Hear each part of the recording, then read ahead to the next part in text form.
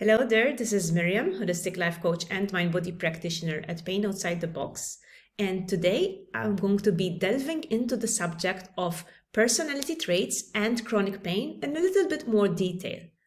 So, for those of you who are unfamiliar with the mind body connection and who might be asking about what do personality traits have to do with chronic pain, basically, it has been proven through a number of research studies that specific personality traits such as perfectionism, people-pleasing, the tendency to want to control things, catastrophic thinking, worrying, these personality traits make one more likely to develop chronic pain, especially in adulthood.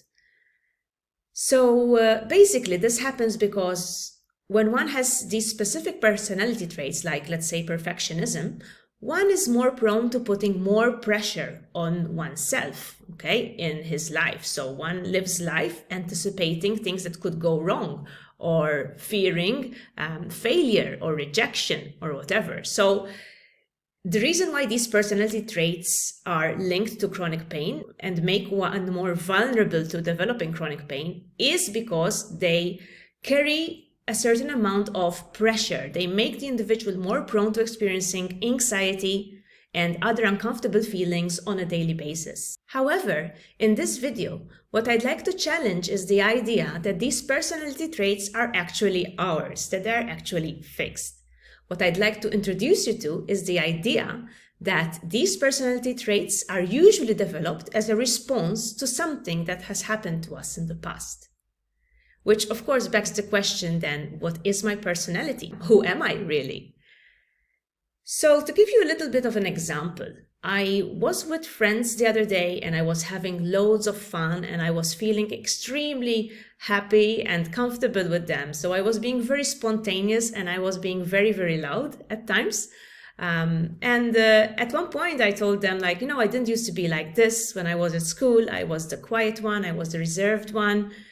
And jokingly, one of my friends told me, oh, well, you made up for this in your adulthood, of course, because now you're like the loud one. And this got me thinking. It got me thinking, but what's my real personality? Is it like the loud, spontaneous person? Or is it that withdrawn person? Or have I just changed over the years? Of course, there has been a change. But as I looked back, I realized why I had developed this more quiet and withdrawn personality when I was in my teens. I realized that it was actually due to some cases of bullying and some distressing events that I had had at school when I was around 10 years old. So I realized then that that personality of being reserved and withdrawn was actually a trauma response. And there are a number of personalities that we think are ours, but that are in reality a trauma response. Perfectionism, for example, being one of them. One wants to be perfect at what he does, probably due to the fear of being rejected or criticized, probably due to something that happened way back when someone rejected this person or criticized him or her. Or maybe this person had a very demanding parent who was never happy with his achievements. So it's very important before we conclude that we are a certain way, we are a certain person, that we actually ask ourselves, but why am I acting in this way?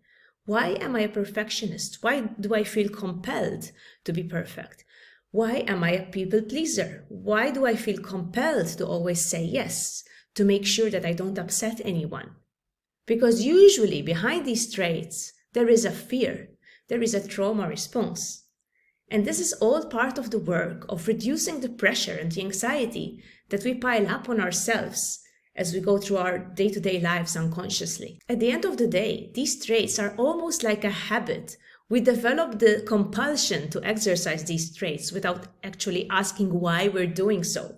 We develop the compulsion to add a number of things to our to-do list because we feel that unless we get so much done, we're going to be a failure. But we fail to ask, why do we feel that we have to do all of these things?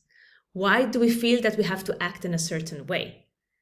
And I strongly believe that part of the work of overcoming the likelihood of developing chronic symptoms is actually to take some time and really be aware of the way that you are interacting with other people, with yourself in your day-to-day life, and which personality traits are dominant in you.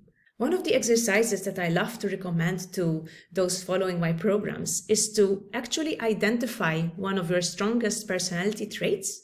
Just write it down. Just say, for example, I am a perfectionist, and then explore why you are a certain way. So I am a perfectionist because I believe so and so. I am a perfectionist because I'm afraid that unless I do things right, so and so is going to happen. Sometimes you're going to identify fears that are valid.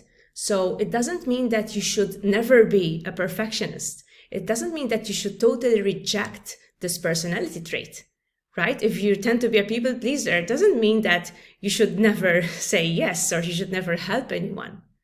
But knowing why you feel compelled to act a certain way every single time is crucial to changing that behavior when it doesn't serve you. So from now on, then you practice making more conscious choices based on whether something really feels right to you, whether something is really aligned with your own priorities and value, or whether it is not, in which case you might drop that trait. And this is how we develop into different personalities, really. This is where you might realize that something is starting to change in you. And as certain traits start to change or become less dominant, so will your body, because your body responds to your emotions. And these traits are fuels for certain emotions like anxiety. So if you have less of them, or if you are more aligned with your choices, you're going to have more better feeling emotions in the body, and that's going to be reflected in the way you feel.